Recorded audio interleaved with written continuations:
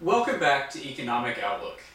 Today I want to discuss an article which appeared in Newsweek's International Edition, dated April 20th, 2009.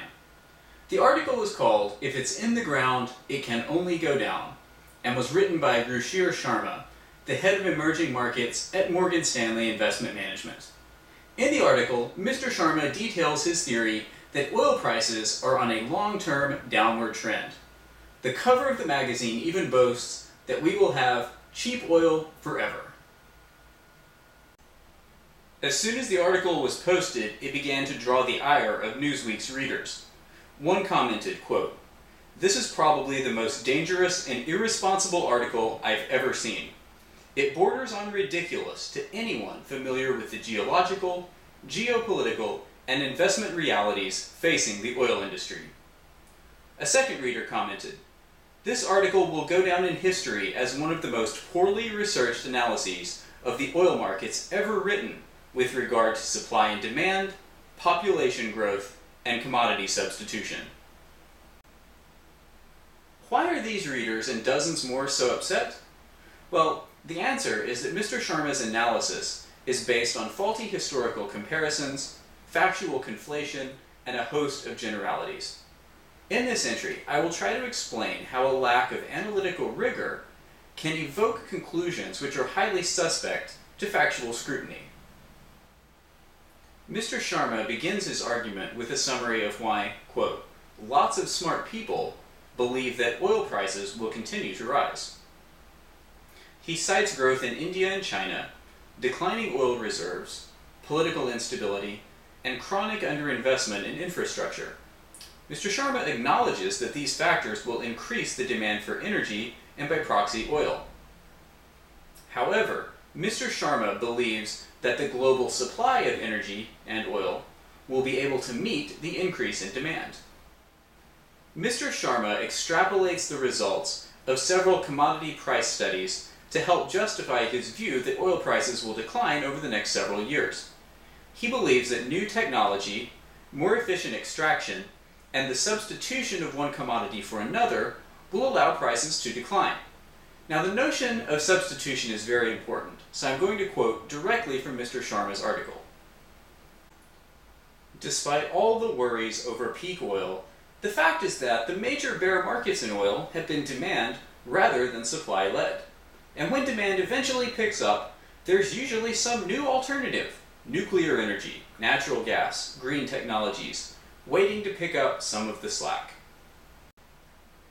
There are two fundamental problems with this analysis. First, Mr. Sharma casually asserts that a set of nebulous alternative technologies can offset our growing demand for oil. He offers no production estimates and no timelines for implementation. Instead, Mr. Sharma relies on blind faith that usually some new alternative arises to meet increasing demand. This lack of precision belies a total misunderstanding of the scale of our energy needs and the ability for substitutes to fulfill them. Mr. Sharma's fundamental argument is that the forces of supply and demand which determine the price of oil can be balanced by alternatives and substitutes. Unfortunately, Mr. Sharma provides no quantitative support for his theories. He only uses a hackneyed list of potential alternatives and offers no sense of scale for the replacement energy these alternatives might provide. A second major problem with the substitution argument is the physical ability to substitute one energy product for another. Right now, 70% of a barrel of oil is refined into transportation fuel. Unfortunately, none of the alternatives that Mr. Sharma mentions are easily integrated into our existing transportation infrastructure. I want to briefly elaborate on this point about substitution. The ability for one commodity to substitute for another depends on the transportation mechanism of the commodity, and this is especially important for energy systems. For example, when cities were making the transition from kerosene to electrical power for lighting, it was very easy to run electrical wires through the existing pipe structure that kerosene used. This made it very cheap to convert from kerosene to electrical use. there are no such easy substitutes available today for our oil infrastructure. All of the alternatives that Mr. Sharma mentions, including natural gas, solar power, and nuclear energy, cannot be integrated into the transportation grid without substantial investment in infrastructure. All of these new sources of energy provide abundant electricity. However, to integrate this into transportation, we would have to make a wholesale shift to electric vehicles. This isn't impossible, and it may even be a good idea, but it can't be done without substantial investment in infrastructure over an extremely long period of time. This undermines Mr. Sharma's assertion that we can simply replace oil easily with another energy source which produces electric energy. Mr. Sharma offers no quantitative justification for how alternatives will meet growing demand. Additionally, none of the alternatives are easy substitutes for oil. This completely undermines his main premise that oil prices will decline because of an energy supply glut. Mr. Sharma's article is typical in its lack of attention to detail and poor analytical technique. Mr. Sharma offers no oil production figures, nor does he have a counterpoint to declining oil reserves. He's also guilty of faulty comparisons, like you see here. Mr. Sharma also details the price elasticity of copper and other metals in developing Japan and other countries in the 1970s. His conclusion? High prices, such as the 10-year highs you see in this quote, encourage substitution.